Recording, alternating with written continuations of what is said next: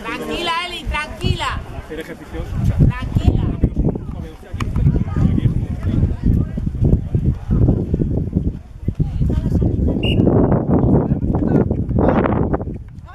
Ya va, tú vas. Sigue, sigue.